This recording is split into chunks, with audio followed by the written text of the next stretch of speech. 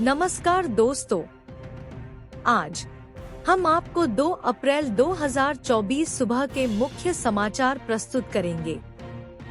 कृपया नीचे कमेंट करके बताएं कि आप किस क्षेत्र से हिमाचल न्यूज सुन रहे हैं। हिमाचल के विकास, पर्यटन और सामाजिक क्षेत्र की ताज़ा जानकारी के लिए हमारे चैनल को सब्सक्राइब करें और अपडेट के लिए हमें फॉलो करें। अपने समाचार वीडियो हमारे साथ साझा करें, चाहे वह स्थानीय घटनाएं हों, दिलचस्प कहानियां हों या कुछ भी रोमांचक हो, हम जानना चाहते हैं। बेझिझक अपने वीडियो लिंक छोड़ें या हमें टैग करें। आइए जुड़े रहें और उन कहानियों को साझा करें जो मायने रखती हैं। समाचार नंबर 1। 2019 में प्रदेश में राष्ट्रीय औसत से ज्यादा मतदान। 2014 के लोकसभा के चुनावों में राष्ट्रीय औसत से कम मतदान दर्ज करने वाले प्रदेशों की सूची में हिमाचल का नाम शामिल था, लेकिन 2019 के चुनावों में प्रदेश के मतदाताओं ने इस आंकड़े को पलट दिया और हिमाचल में राष्ट्रीय औसत से ज्यादा वोटिंग दर्ज की गई। 2014 तक प्रदेश में किसी भी लोकसभा चुनाव में मतदान प्रतिशत का आंकड़ा 70% तक नहीं पहुंचा। 2014 के चुनावों में जहां मतदान की राष्ट्रीय औसत 66.44% रही, वहीं प्रदेश में यह आंकड़ा 64.45% तक ही पहुंच सका। 2014 के लोकसभा चुनावों में मतदान प्रतिशतता की राष्ट्रीय सूची में प्रदेश 25वें स्थान पर रहा। वहीं 2019 में केंद्र की सरकार चुनने में प्रदेश की जनता ने रुचि दिखाई और 70% से अधिक वोटर मतदान केंद्रों तक पहुंचे। 2014 के चुनावों में 5 जगह 80% से अधिक मतदान दर्ज किया गया था। 2019 में 12 प्रदेशों में 70% से ज्यादा मतदान हुआ और हिमाचल इस सूची में 6ठे स्थान पर रहा। इनमें दादरा व नगर हवेली 79.58%, केरल 77.84%, गोवा 75.14%, ओडिशा 73.29%, तमिलनाडु 72.46%, हिमाचल प्रदेश 72.42%, दमन दीव 71.85%, छत्तीसगढ़ 71.64%, मेघालय 71.43%, मध्य प्रदेश 71.20%, चंडीगढ़ 70.61% और हरियाणा 70.34% शामिल रहे। 2019 के चुनावों में प्रदेश में वोटिंग का ग्राफ 72% के करीब रहा, जो कि राष्ट्रीय औसत 67% से अधिक था। 2019 के चुनावों में मतदान के क्षेत्र में हिमाचल टॉप 10 प्रदेशों में शामिल रहा। 2019 के चुनावों में प्रदेश में भाजपा के पक्ष में जबरदस्त लहर देखी गई और चारों सीटों पर भाजपा ने जीत हासिल की। इस बार अधिक से अधिक लोगों को मतदान केंद्रों तक पहुंचने के लिए जागरूक किया जा रहा है। युवा वर्ग में भी मतदान को लेकर क्रेज देखा जा रहा है। 2014 लोकसभा चुनाव में मतदान की राष्ट्रीय औसत 66.44% थी, जबकि हिमाचल में यह आंकड़ा 64.45% रहा था, जबकि 2019 के लोकसभा चुनाव में राष्ट्रीय औसत 67% के मुकाबले हिमाचल में 72% मतदान हुआ। 2019 के मतदान में टॉप 10 राज्य: दादरा 79.58, नगर हवेली 79.58, केरल 77.84, गोवा 75.14, ओडिशा 73.29, तमिलनाडु 72.46, हिमाचल 72.42, दमन दीव 71.85, छत्तीसगढ़ 71.64, मेघालय 71.43, मध्य प्रदेश 71.20। समाचार नंबर 2। प्रदेश में कब से शुरू होगी गेहूं की खरीद, जानिए। प्रदेश में किसानों से गेहूं की फसल खरीदने के लिए विभाग की ओर से तैयारियां पूरी कर ली गई हैं। प्रदेश के गेहूं खरीद केंद्रों में 4 अप्रैल से किसानों से गेहूं की खरीद शुरू हो जाएगी। किसानों ने गेहूं की फसल बेचने के लिए विभाग के पोर्टल पर पंजीकरण करवाना शुरू कर दिया है। अभी तक 31 किसानों ने गेहूं की फसल बेचने के लिए विभाग के पोर्टल पर पंजीकरण करवाया है। राज्य नागरिक आपूर्ति निगम द्वारा किसानों से गेहूं की फसल की खरीद की जाएगी। विभाग द्वारा 10,000 मीट्रिक टन गेहूं की फसल खरीदने का लक्ष्य तय किया है। प्रदेश में किसानों से गेहूं की फसल की खरीद करने के लिए 10 गेहूं खरीद केंद्र बनाए गए हैं। 4 अप्रैल से केंद्रों में गेहूं की खरीद शुरू हो जाएगी। गेहूं की खरीद प्रदेश में 10 मंडियां बनाई गई हैं, जिसमें अनाज मंडी फतेहपुर, मीलवा, इंदौरा, रियाली, नगरोटा, बगवा, टांडा, कोहली जिला कांगड़ा, धौला कुआं, पावंटा साहिब जिला सिरमौर, मार्केट यार्ड नालागढ़, मलपुर बद्दी जिला सोलन तथा मार्केट यार्ड टकारला, रामपुर जिला ऊना शामिल है। इस मंडियों के माध्यम से किसानों से गेहूं फसल की जाएगी। प्रदेश में किसानों को न्यूनतम समर्थन मूल्य 2,275 रुपए प्रति क्विंटल तय किया है। किसान विभाग के पोर्टल पर जाकर अपनी फसल का ब्यौरा भरने के बाद किसानों का गेहूं की फसल बेचने के लिए पंजीकरण करना होगा। पंजीकरण के लिए 15 मार्च से पोर्टल खोल दिया है। पोर्टल पर पंजीकरण करवाएं नंबर। विभाग के इस पोर्टल पर गेहूं खरीद से जुड़ी सभी तरह की जानकारी उपलब्ध है। प्रदेश के किसान विभाग के इस पोर्टल पर किसी कंप्यूटर कैफे और किसी भी लोकमित्र केंद्र पर जाकर फिर मोबाइल फोन पर पोर्टल पर पंजीकरण करवा सकते हैं। पोर्टल पर पंजीकरण करवाने पर विभाग के पोर्टल पर किसानों को पंजीकरण करवाने के लिए आधार नंबर, बैंक खाता, फसल एवं भूमि सहित अन्य जानकारी अपलोड करनी होगी। समाचार नंबर 3। धर्मशाला का पानी मसूरी के दूध से भी अच्छा। धर्मगुरु दलाई लामा ने कहा था कि धर्मशाला में पाया जाने वाला पानी दूध से भी अच्छा है। दलाई लामा धर्मशाला में 29 अप्रैल 1960 को आए थे। धर्मगुरु दलाई लामा के जीवन पर आधारित किताब के मुताबिक मसूरी लौटने के कुछ ही समय बाद दलाई लामा ने कहा था कि मुझे पता चला कि सरकार हमें स्थायी रूप से रहने के लिए धर्मशाला नामक एक स्थान पर भेजने की योजना बना रही है। यह खबर सुनकर मैं चिंतित हो उठा। मैंने धर्मशाला नामक स्थान को नक्शे में ढूंढकर निकाला और पाया कि यह भी मसूरी की ही तरह हिल स्टेशन है, लेकिन बहुत ज्यादा दूर है। दलाई लामा ने धर्मशाला आने से पहले तिब्बती अधिकारी जेटी कुंडेलिंग को धर्मशाला में जायजा लेने भेजा। 1 सप्ताह बाद जब वह वापस आए तो उन्होंने घोषणा की कि धर्मशाला का पानी मसूरी के दूध से अच्छा है। यह सुनने के बाद दलाई लामा तुरंत धर्मशाला आने राजी हो गए। दलाई लामा ने धर्मशाला में तिब्बत सरकार का गठन किया। उनकी वजह से धर्मशाला को छोटा लहासा कहा जाता है। वहीं 14वें तिब्बती धर्मगुरु दलाई लामा अपने हजारों तिब्बती समर्थकों के साथ 31 मार्च 1959 को भारत में शरणार्थी बनकर पहुंचे थे। इसके बाद भारत सरकार की ओर से तिब्बतियों को मकलोडगंज में स्थित स्वर्ग आश्रम में सबसे पहले ठिकाना मिला था। इस दौरान सबसे पहले मकलोडगंज के स्वर्ग आश्रम में धर्मगुरु दलाई लामा को आश्रय मिला था। मकलोडगंज के स्वर्ग आश्रम में धर्मगुरु ने 1970 तक लगातार 10 वर्ष बिताए, जिसमें अब मौजूदा समय में पर्वतारोहण केंद्र चलाया जा रहा है। 65 साल पहले भारत पहुंचे थे दलाई लामा। 14वें दलाई लामा 65 साल पहले 31 मार्च 1959 को अपने परिवार के साथ तिब्बत से भारत में शरण लेने के लिए पहुंचे थे। 31 मार्च की तारीख काफी ऐतिहासिक है।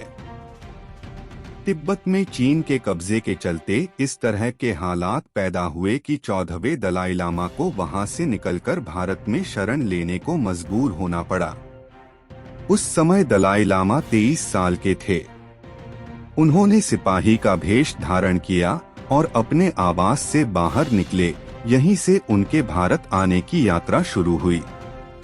लगभग 65 साल पहले दलाई लामा ने हिमालय की दुर्गम पहाड़ियों और घाटियों को पैदल पार करते हुए भारत की सीमा में प्रवेश किया।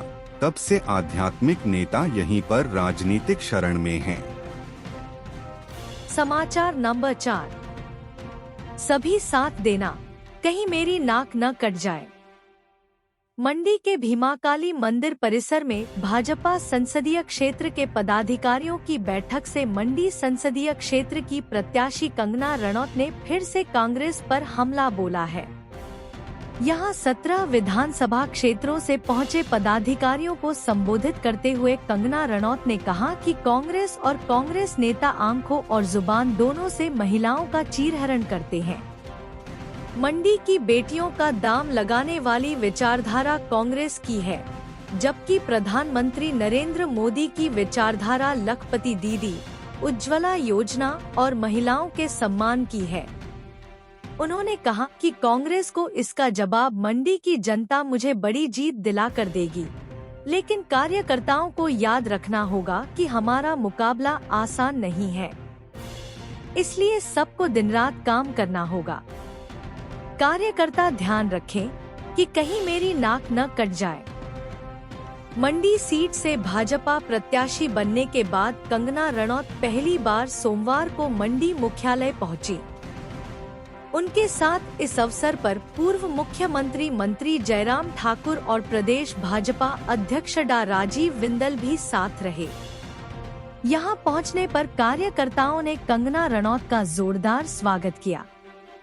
कंगना ने इस अवसर पर भीमाकाली माता मंदिर में माथा भी टेका। इस अवसर पर पूर्व मंत्री गोविंद ठाकुर, भाजपा विधायक अनिल शर्मा, राकेश जम्वाल, विनोद कुमार, इंद्र सिंह गांधी, पूर्णचंद ठाकुर, दलीप ठाकुर, दीपराज कपूर, प्रकाश राणा, जनक राज, रवि ठाकुर उपस्थित रहे। अनुराग ठाकुर रोल मॉडल, जयराम ठाकुर मार्गदर्शक। अपने संबोधन में कंगना रणौत ने प्रधानमंत्री नरेंद्र मोदी से लेकर भाजपा के सभी वरिष्ठ नेताओं के नाम लेते हुए जय श्री राम के नारे लगाए। कंगना ने मंच से अनुराग ठाकुर को अपना रोल मॉडल बताया, तो वहीं पूर्व मुख्यमंत्री जयराम ठाकुर को अपना मार्गदर्शक करार दिया। नहीं पहुंचे महेश्वर सिंह, अजय राणा, मार्कंडेय। मंडी संसदीय पदाधिकारियों की बैठक में पूर्व सांसद महेश्वर सिंह ने नहीं पहुंचे। इसके साथ प्रदेश प्रवक्ता अजय राणा और लाहौल स्पीति से भाजपा के पूर्व विधायक डा रामलाल मार्कंडेय भी नहीं आए। महेश्वर सिंह और अजय राणा कंगना को टिकट दिए जाने के बाद नाराज चल रहे हैं। जयराम ठाकुर का प्रहार, वेंटिलेटर पर है सरकार। पूर्व मुख्यमंत्री एवं नेता प्रतिपक्ष जयराम ठाकुर ने कहा कि राज्यसभा चुनाव के बाद अल्पमत में चल रही सुखू सरकार चंद दिनों की मेहमान है। पूरी तरह वेंटिलेटर पर आ चुकी यह सरकार अंतिम सांस ले रही है। जनता की चिंता छोड़ कांग्रेसी नेता कुर्सी के अंतर्कलह में उलझे हुए हैं। 15 माह में एक भी गारंटी पूरी नहीं हुई है। बेरोजगार रोजगार और महिलाएं 1500 रुपए मिलने की राह देख रही हैं। जयराम ठाकुर सोमवार को मंडी के भीमाकाली मंदिर परिसर में आयोजित मंडी संसदीय क्षेत्र के भाजपा पदाधिकारियों के सम्मेलन को संबोधित कर रहे थे। उन्होंने कहा कि विधानसभा चुनाव के दौरान सत्ता प्राप्ति के लिए कांग्रेस ने प्रदेश की जनता से कई बड़े वादे किए थे। अब उन्हें पूरा करने से कन्नी काट रहे हैं। सुक्खू सत्ता में आने के बाद खजाना खाली होने का रोना रो रहे हैं, जबकि आए दिन अपने चहेतों को मलाई बांट रहे हैं। जयराम ठाकुर ने कहा कि राज्यसभा में हर्ष महाजन की जीत हुई, ठीक वैसे ही आने वाले दिनों में भाजपा की सरकार बनेगी। लोकसभा व विधानसभा उपचुनाव में भाजपा की जीत तय है। नमो टी स्टॉल पर विधायकों संग ली चाय की चुस्कियां। जयराम ठाकुर ने पार्टी पदाधिकारियों से आग्रह किया कि प्रधानमंत्री नरेंद्र मोदी के 400 पार के नारे को पूरा करने के लिए दिन रात कड़ी मेहनत करें। केंद्र सरकार की जन कल्याणकारी योजनाओं से जनता को अवगत करवाएं। उन्होंने इंदिरा मार्केट में लगे नमो टी स्टॉल पर विधायकों के साथ चाय की चुस्की ली। इससे पहले मां भीमाकाली मंदिर में प्रत्याशी कंगना रनौत के साथ पूजा अर्चना की। उनके साथ भाजपा प्रदेशाध्यक्ष डा राजीव बिंदल भी साथ रहे। लोकसभा के साथ विधानसभा उपचुनाव भाजपा ही जीतेगी। कंगना रनौत के मंडी आगमन पर भारतीय जनता पार्टी के प्रदेश अध्यक्ष राजीव बिंदल ने शिरकत की। उन्होंने दावा किया कि हिमाचल प्रदेश में भारतीय जनता पार्टी लोकसभा की 4 सीटों के साथ 6 विधानसभा उपचुनावों में रिकॉर्ड जीत दर्ज करेगी और केंद्र सरकार बनाने में महत्वपूर्ण योगदान देगी। उन्होंने कार्यकर्ताओं में जोश भरते हुए कहा कि लोकसभा चुनावों में नरेंद्र मोदी को तीसरी बार लगातार प्रधानमंत्री बनाने के लिए जनता में जबरदस्त उत्साह है और 400 पार के संकल्प को पूरा करने के लिए पूरा देश तैयार है। उन्होंने कहा कि कंगना रनौत को लोकसभा का प्रत्याशी बनने से पूरे हिमाचल के साथ साथ देश भर में जबरदस्त वातावरण बना है। उन्होंने कहा कि कांग्रेस पार्टी अभी तक प्रत्याशियों के चयन को लेकर दुविधा में है और लगातार बिखराव की ओर बढ़ रही है। उन्होंने कहा कि हिमाचल प्रदेश में भारतीय जनता पार्टी का संगठन मजबूत है और हर कार्यकर्ता अपने स्तर पर भारतीय जनता पार्टी की बड़ी जीत सुनिश्चित करने में निस्वार्थ भाव से कार्य कर रहा है। समाचार नंबर 5। फुटबॉल संघ के सचिव पर छेड़छाड़ का आरोप। हिमाचल प्रदेश फुटबॉल संघ के सचिव द्वारा महिला खिलाड़ियों के साथ छेड़छाड़ व शारीरिक शोषण करने पर भारत के खेल मंत्री अनुराग ठाकुर ने अखिल भारतीय फुटबॉल संघ से जल्द रिपोर्ट भेजने के आदेश जारी किए हैं, ताकि उक्त मामले पर कड़ी कार्रवाई अमल में लाई जा सके। हिमाचल प्रदेश फुटबॉल वेलफेयर संघ के सचिव कैलाश मित्र तिवारी ने कहा कि हिमाचल प्रदेश की महिला खिलाड़ियों से जिस प्रकार गोवा में अभद्र व्यवहार हुआ है, उसे देखते हुए संघ के अध्यक्ष सुनील कुमार बिट्टू को चाहिए कि वह इसका कड़ा संज्ञान लेते हुए उक्त व्यक्ति को पद से मुक्त करें, ताकि भविष्य में कोई भी इस प्रकार का जघन्य अपराध न कर सके। उन्होंने बताया कि उक्त व्यक्ति पिछले 14 साल से राज्य के फुटबॉल संघ के सचिव पद पर काबिज है। समय समय पर प्रदेश के फुटबॉल से जुड़ी खेल संस्थाओं के हिमाचल राज्य फुटबॉल संघ के सचिव द्वारा की गई अनियमितताओं के बारे में प्रश्न उठाए हैं। उन्होंने बताया कि हिमाचल प्रदेश की एक महिला फुटबॉल टीम गोवा में भारतीय महिला फुटबॉल लीग में भाग लेने गई है। टीम के साथ सचिव अनधिकृत रूप में साथ गए हैं, जिसने हिमाचल की फुटबॉल महिला खिलाड़ियों ने सचिव पर छेड़खानी तथा शारीरिक शोषण के गंभीर आरोप लगाए हैं तथा गोवा के एक पुलिस स्टेशन में इसकी शिकायत दर्ज करवाई है। गोवा पुलिस ने त्वरित कार्रवाई करते हुए उक्त व्यक्ति को गिरफ्तार कर लिया। महिला खिलाड़ियों ने बताया है कि उक्त व्यक्ति नशे के हालत में रहे हैं। हिमाचल प्रदेश फुटबॉल वेलफेयर संघ ऐसे मामले को लेकर रोष जाहिर किया है। समाचार नंबर 6। सलापड़ तत्तापानी सड़क निर्माण की धीमी गति पर कड़ा संज्ञान। हिमाचल प्रदेश हाई कोर्ट ने सलापड़ से तत्तापानी सड़क के निर्माण की धीमी गति पर कड़ा संज्ञान लिया है। मुख्य न्यायाधीश MS रामचंद्र राव और न्यायाधीश ज्योत्सना रिवाल दुआ की खंडपीठ ने लोक निर्माण विभाग द्वारा दायर स्टेटस रिपोर्ट पर असंतोष जाहिर करते हुए 10 अप्रैल तक कार्य पूरा करने की टाइमलाइन बताने के आदेश जारी किए हैं। कोर्ट ने सरकार से पूछा है कि सड़क के निर्माण कार्य को समय पर पूरा न करने के क्या कारण हैं। कोर्ट ने लोक निर्माण विभाग से पूछा है कि अभी तक उन ठेकेदारों के खिलाफ क्या कार्रवाई की गई है जो सड़क निर्माण की धीमी गति के लिए जिम्मेदार हैं। कोर्ट ने स्टेटस रिपोर्ट के माध्यम से यह जानकारी मुहैया करवाने के आदेश दिए। उल्लेखनीय है कि इस मामले की सुनवाई के दौरान कोर्ट को बताया गया था कि अभी यह सड़क सिंगल लेन है और इसे डबल लेन करने के लिए केंद्र सरकार से 219 करोड़ की राशि स्वीकृत की है। डबल लेन के लिए अतिरिक्त वन भूमि और निजी भूमि का अधिग्रहण किया जाना बाकी है। वन विभाग की मंजूरी के लिए मामला सक्षम अधिकारी को भेज दिया गया है। कोर्ट ने इस मामले की सुनवाई 10 अप्रैल को निर्धारित की है। कोर्ट को बताया गया था कि इस सड़क का निर्माण कार्य जून 2024 तक पूरा कर लिया जाएगा। जनहित में दायर याचिका की सुनवाई के दौरान कोर्ट को बताया गया कि तत्तापानी से 27 किलोमीटर और सलापड़ से 31 किलोमीटर सिंगल लेन सड़क का निर्माण कार्य पूरा कर लिया गया है। 4 किलोमीटर सड़क को भारी बरसात के कारण पूरा नहीं किया जा सका है। कोर्ट मित्र ने बताया कि हाल ही हुई बरसात के कारण इस सड़क का 3 किलोमीटर हिस्सा बह चुका है, लेकिन विभाग की ओर से इसे ठीक करने के लिए कोई कारगर कदम नहीं उठाए जा रहे हैं। समाचार नंबर 7।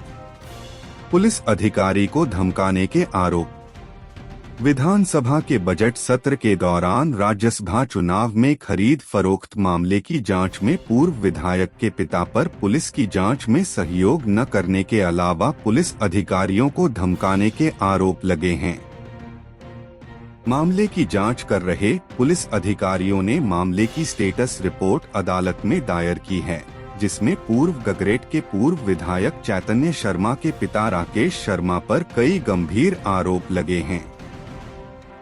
एडवोकेट जनरल अनूप रत्न पत्रकारों को संबोधित करते हुए कहा कि पुलिस थाना बालूगंज में पूर्व विधायक चैतन्य शर्मा के पिता राकेश शर्मा को मामले की पूछताछ के लिए बुलाया था, लेकिन उन्होंने पुलिस की जांच में सहयोग नहीं किया। पूर्व विधायक ने क्या क्या बातें कही, इसके रिकॉर्डेड तथ्य भी हैं। उन्होंने कहा कि प्रदेश हाई कोर्ट ने गगरेट से विधायक चैतन्य शर्मा के पिता राकेश शर्मा और हमीरपुर से निर्दलीय विधायक आशीष शर्मा को दी अंतरिम अग्रिम जमानत की अवधि 26 अप्रैल तक बढ़ा दी है। एडवोकेट जनरल ने बताया कि आरोपियों ने अदालत में एक और याचिका दायर की है, जिसमें आरोपियों ने एफआईआर रद्द करने की मांग की है। उन्होंने कहा कि आरोपियों याचिका का प्रदेश सरकार जवाब देगी। पुलिस की ओर से दायर की गई स्टेटस रिपोर्ट में कहा गया है कि राकेश शर्मा को जब पुलिस ने बुलाया गया तो उन्होंने इन्वेस्टिगेशन ज्वाइन करने के बजाय अपने पूर्व पद का रौब दिखाते हुए पुलिस अधिकारियों को डराने धमकाने की कोशिश की। इसके अलावा पुलिस अधिकारियों को आत्महत्या करने की भी धमकी दी है। मामले के सारे रिकॉर्डेड तथ्य अदालत में रखे गए हैं। गौर हो कि विधानसभा के बजट सत्र के दौरान राज्यसभा चुनाव में क्रॉस वोटिंग मामले में बालूगंज पुलिस थाना में कांग्रेस के विधायक संजय अवस्थी और विधायक भुवनेश्वर गौड़ ने हमीरपुर से निर्दलीय विधायक आशीष शर्मा और पूर्व विधायक चैतन्य शर्मा के पिता राकेश शर्मा पर एफआईआर दर्ज की गई है। समाचार नंबर 8। शिमला में चिट्टे संग दबोचे 7 तस्कर। शिमला पुलिस ने चिट्टा माफिया पर कड़ा प्रहार किया है।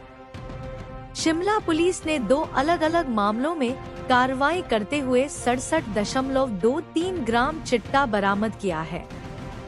एसपी संजीव गांधी के शिमला में कार्यभार संभालने के बाद पुलिस चिट्टा तस्करों को ढूंढकर खदेड़ रही है।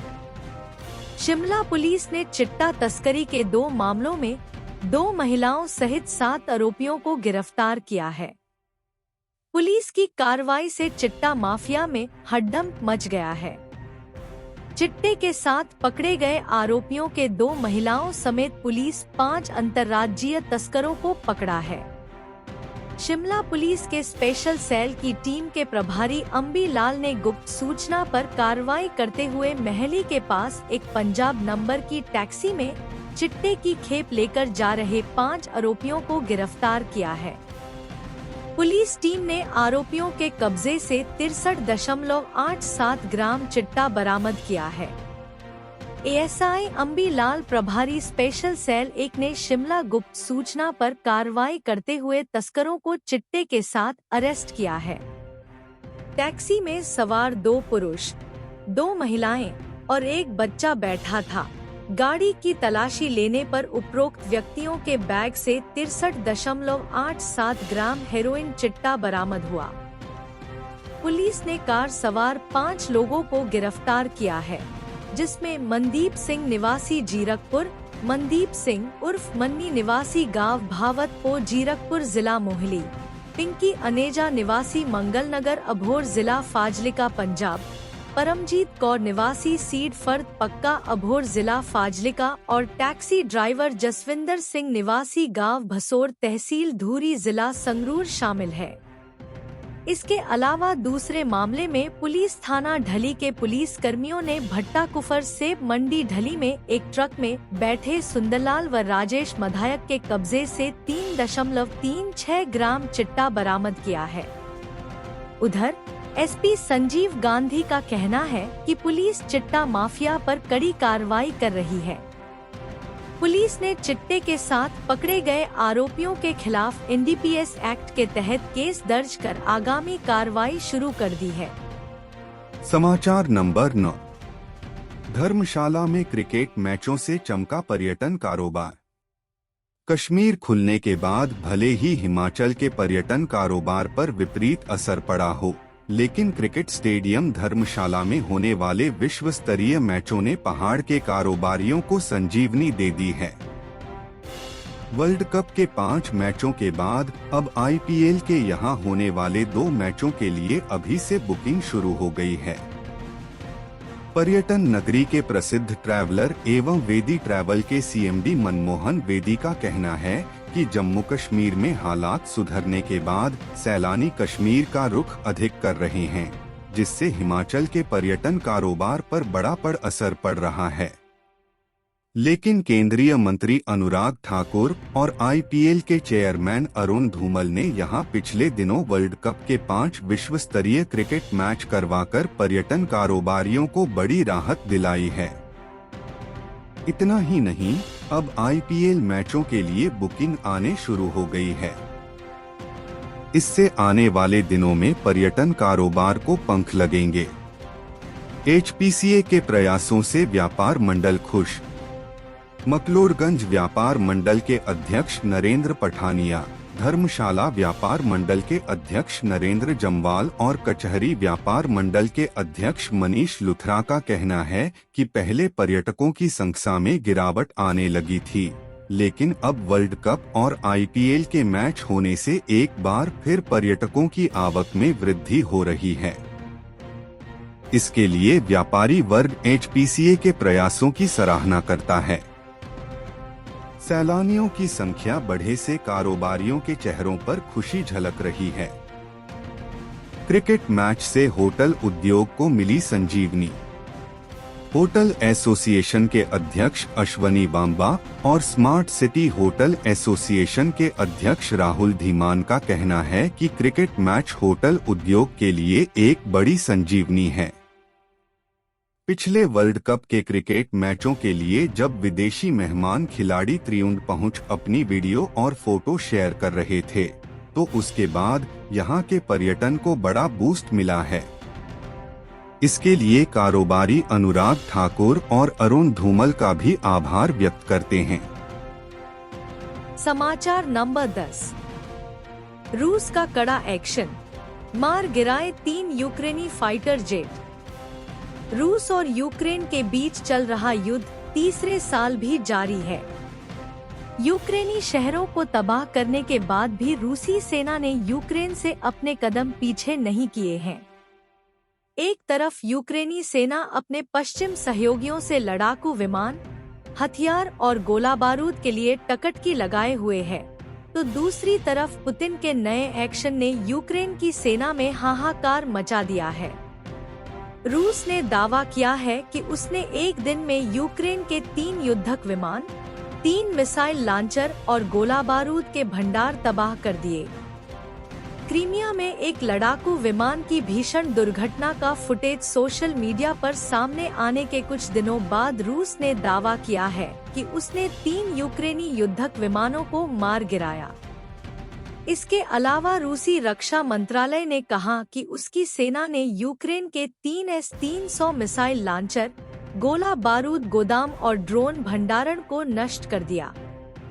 रूस का कहना है कि उनकी सेना का यह ऑपरेशन महज एक दिन में पूरा किया गया। रूस के दावे से साफ है कि युद्ध में कीव की सेना बैकफुट पर है। वह इस वक्त हथियारों और गोला बारूद की कमी से जूझ रही है। अपने पश्चिमी सहयोगियों से F-16 लड़ाकू विमान की जल्द से जल्द डिलीवरी की उम्मीद कर रहा है।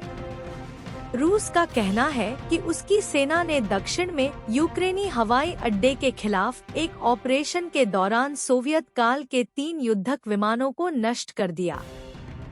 रक्षा मंत्रालय ने एक बयान में कहा कि युद्धक विमान Su-25 close air support Nicolau क्षेत्र में यूक्रेन के वोज़नेसेंस्क हवाई क्षेत्र में तैनात थे। रूसी रक्षा मंत्रालय ने कहा कि उसकी सेना ने विमानों, मिसाइल बलों और सैनिकों की मदद से इस ऑपरेशन को चलाया था। समाचार नंबर 11। गगल में आज से इंडिगो की नई फ्लाइट। गगल हवाई अड्डे पर मंगलवार को दोपहर 1:50 पर इंडिगो एयरलाइंस की नई विमान सेवा चंडीगढ़ से शुरू होगी। भारतीय विमानपत्तन प्राधिकरण सिविल हवाई अड्डा गगल के निदेशक धीरेन्द्र सिंह ने बताया कि इंडिगो एयरलाइंस का यह विमान चंडीगढ़ से लगभग 1 बजे उड़ेगा और 1:50 पर गगल हवाई अड्डे पर पहुंचेगा। उन्होंने बताया कि 2:10 पर यह विमान गगल हवाई अड्डे से वापस चंडीगढ़ चला जाएगा। निदेशक ने बताया कि ग्रीष्मकालीन शेड्यूल में गगल हवाई अड्डे पर 11 विमान सेवाएं शुरू होंगी। निदेशक धीरेन्द्र सिंह ने बताया कि मंगलवार को इंडिगो एयरलाइंस की नई विमान सेवा शुरू हो रही है और आने वाले दिनों में स्पाइस जेट भी अपने विमानों की संख्या बढ़ोतरी करेगी। उन्होंने बताया कि ग्रीष्मकालीन सेशन 31 मार्च से लेकर 26 अक्टूबर तक होता है। इसी सीजन में बाहरी प्रदेशों से पर्यटकों की आवाजाही भी हिमाचल प्रदेश में बढ़ जाती है। विमान कंपनियां भी अपनी अपनी विमान सेवाओं में बढ़ोतरी करती है।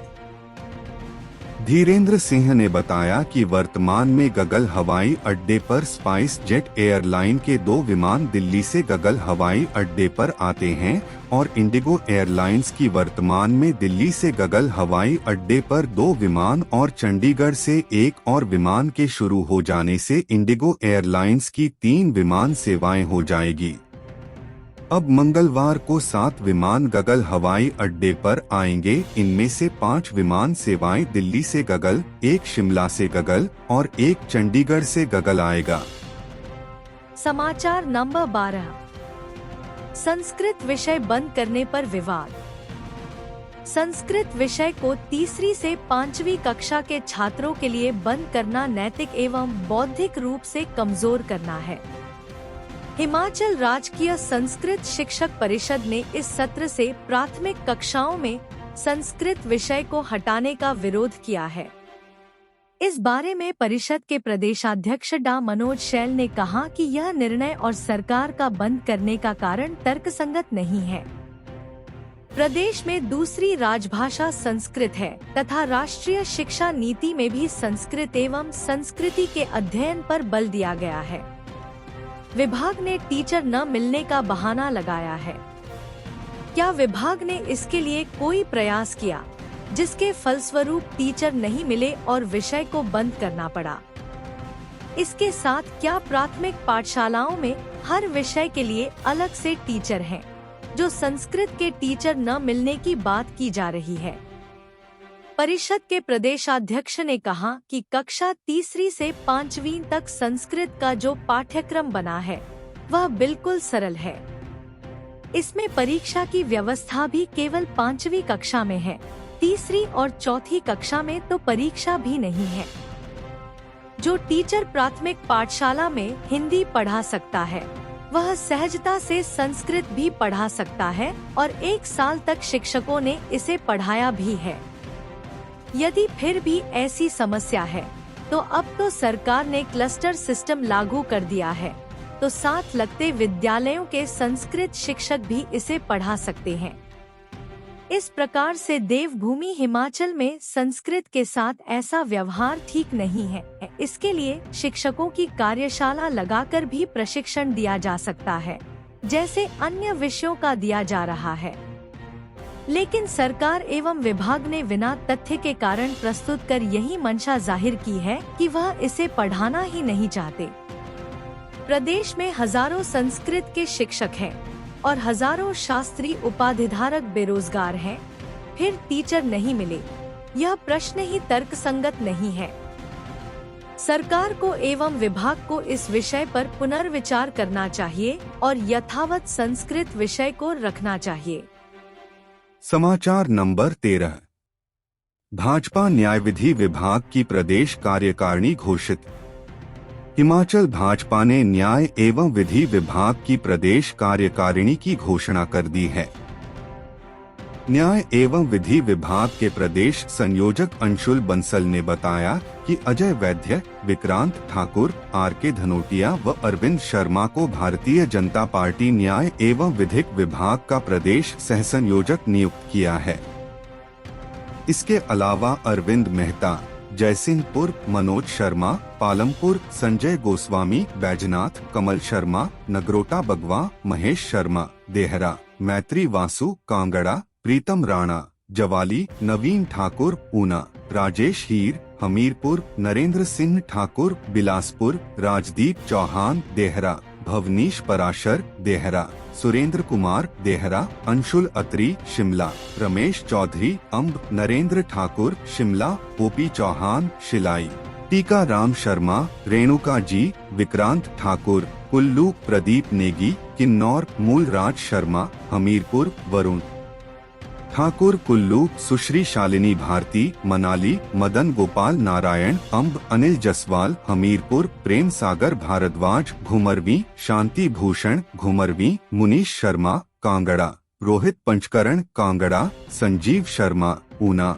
अरविंद धीमान, अम्ब, अजय धीमान, शिमला, गौरव चौधरी, शिमला, टीके वर्मा, शिमला, ईशान शर्मा, चंबा, साहिल ठाकुर, ऊना, अमन कपूर, धर्मशाला, अजीत सकलानी, शिमला, युद्धवीर ठाकुर, शिमला, सुशांत वीर सिंह ठाकुर, शिमला, विवेकानंद नेगी, किन्नौर, शुभम गुलेरिया, शिमला, नीरज शर्मा, मंडी एवं विशाल सिंह ठाकुर, शिमला को भारतीय जनता पार्टी न्याय एवं विधिक विभाग की प्रदेश कार्यकारिणी का सदस्य नियुक्त किया गया है। वहीं भारतीय जनता पार्टी न्याय एवं विधिक विभाग में दिलबाग परमार को संगठनात्मक जिला पालमपुर, गौरव बख्शी को संगठनात्मक जिला चंबा, चंद्र भानु रैना को संगठनात्मक जिला कांगड़ा, तिलक राज रपोत्रा को संगठनात्मक जिला नूरपुर, राजदीप चौहान को संगठनात्मक जिला देहरा, अमित अग्रवाल को संगठनात्मक जिला सिरमौर, पंकज चंदेल को संगठनात्मक जिला सुंदरनगर, खिमी राम को संगठनात्मक जिला कुल्लू, खड़र सिंह ठाकुर को संगठनात्मक जिला ऊना, देश गौतम को संगठनात्मक जिला सोलन, मुकेश नेगी को संगठनात्मक जिला किन्नौर, दिनेश ठाकुर को संगठनात्मक जिला हमीरपुर, चमन ठाकुर को संगठनात्मक जिला बिलासपुर, लोकेश कपूर को संगठनात्मक जिला मंडी, राजेंद्र सिंह ठाकुर को संगठनात्मक जिला शिमला एवं हरिंदर शर्मा को संगठनात्मक जिला महासू का संयोजक नियुक्त किया गया है। उधर भारतीय जनता पार्टी न्याय एवं विधिक विभाग में विशाल ठाकुर, रमेश कुमार वर्मा पालमपुर, चमन ठाकुर, विजय कुमार चंबा, विशाल अवस्थी, अमन लाल कांगड़ा, सुरेंद्र गुलेरिया, सौरभ शर्मा नूरपुर, अनूप कुमार, अरविंद धीमान देहरा, विपुल देवा, मनीष ठाकुर सिरमौर, श्याम ठाकुर, मुनीश कंवर सुंदरनगर, नेतर सिंह ठाकुर, बिशन सिंह कुल्लू, नरेंद्र पाल, संजीव शर्मा ऊना, हंसराज भाटिया, सहर शर्मा सोलन, दिनेश नेगी, मदन मोहन किन्नौर, नवीन पटियाल, मूलराज शर्मा हमीरपुर, विपुल हांडा, अभिषेक चंदेल बिलासपुर, दिनेश शर्मा, जितेंद्र कुमार मंडी, विपुल प्रभाकर, मेहर चंद शिमला, बलदेव देष्टा व मुनीश भंडारी महासू को उपरोक्त संगठनात्मक जिलों का सह संयोजक नियुक्त किया गया है। समाचार नंबर 14। अनिवार्य सेवाओं वाले डाक से करेंगे वोट। मुख्य निर्वाचन अधिकारी प्रदेश मनीष गर्ग ने बताया कि आगामी चुनाव में सभी मतदाताओं की भागीदारी सुनिश्चित करने के लिए भारत निर्वाचन आयोग अनेक कारगर कदम उठा रहा है। उन्होंने बताया कि इसी कड़ी में लोक प्रतिनिधित्व अधिनियम 1951 की धारा 60 के अनुसरण में हिमाचल में होने वाले आगामी लोकसभा और विधानसभा उपचुनाव के लिए अनिवार्य सेवाओं में नियोजित व्यक्तियों को मतदान के दिन ड्यूटी पर तैनात होने पर डाक मतपत्र के माध्यम से मतदान करने की सुविधा प्रदान की गई है।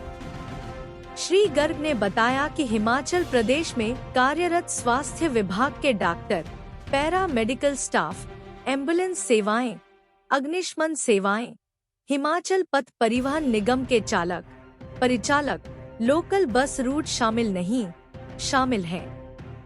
इसके अतिरिक्त दुग्ध आपूर्ति सेवाएं करने वाली हिमाचल प्रदेश राज्य दुग्ध प्रसंग और दुग्ध सहकारी समितियां, भारत निर्वाचन आयोग ने प्राधिकृत स्थानीय मीडिया प्रतिनिधि, जल शक्ति विभाग में सेवाएं दे रहे पंप ऑपरेटर और टर्नर, हिमाचल प्रदेश राज्य विद्युत बोर्ड में कार्यरत इलेक्ट्रिशियन और लाइनमैन और कारागार स्टाफ अनिवार्य सेवाओं के अंतर्गत शामिल किए हैं।